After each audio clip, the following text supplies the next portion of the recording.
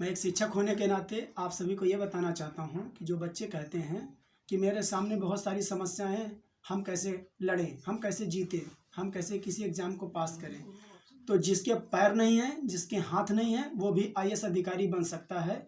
जिसको पढ़ने से भी वंचित रखा गया हो, फट्टा बिछा के उसे स्कूल के जो क्लास होता है, क्लास के पीछे बैठना पड़ता हो, स्कूल क्लास के बाहर बैठना पड़ता हो, और वो पढ़कर भारत का संविधान लिख सकता है, इस देश का कानून मंत्री बन सकता है। तो आपके सामने कोई कठिनाई बड़ी बात नहीं है। आप हर कठिनाई से लड़कर उसको जीत सकते हैं और आगे बढ़ सकते हैं। मैं एक बात कर रहा हूँ डॉक्टर अंबेडकर साहब की, उनसे ज़्यादा कठिन समस्या से कोई नहीं गुजरा होगा। आजकल आपके पास सब कुछ है, पैसा भी है, जाने आने के संसाधन भी हैं, पढ़ने के लिए बुक्स भी हैं, और पढ़ने का पूरा राइट्स है। किसी भी विद्यालय में, किसी भी संस्था में पढ़ सकते हैं, लेकिन उन्हें ये भी राइट्स नहीं था। उनको तो पीछे बैठ कर पढ़ना पड़ता था। उनको तो पानी पीने तक की बड़ी प्रतिबंध था कि स्कूल में पानी भी नहीं पी सकते।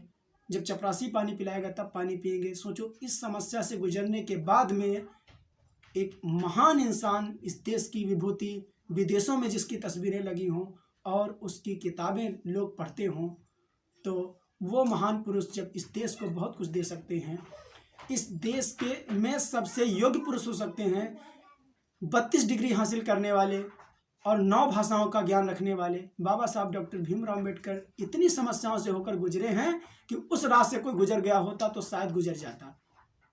तो समझ लीजिए, आपके सामने उनके तुलना में कोई ऐसी समस्या नहीं है जिससे आप लड़ नहीं सकते हैं या फिर मुकाबला नहीं कर सकते हैं।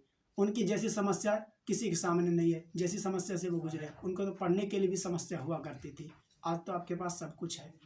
तो अगर उन्हें पढ़ना चाहते हैं, उनसे मोटिवेशन लेना चाहते हैं, जो कि मैं भी पढ़ता हूँ, मोटिवेशन मिलता है कि जब वो इतनी समस्या से आगे बढ़ सकते हैं, पढ़ लिख कर, उनके सामने तो कोई भी संसाधन नहीं थे, तो आप भी पढ़ सकते हैं। और ये डॉक्टर अंबेडकर साहब की जीवनी है, इसको पढ़ें। इसके बाद में एक इम्पॉर्टेंट पुस्तक का नाम बताएंगे, उसको ज़रूर पढ़ें, जो कि बाबा साहब की ऑटोबायोग्राफी है। उन्होंने अपनी कलम से इंग्लिश में लिखी है, उसको हिंदी रूपांतरण किया गया है। वो पुस्तक अवेलेबल है, आप उसको खरीदें और पढ़ें। उस पुस्तक का नाम है अ वेटिंग फॉर वीज़ा।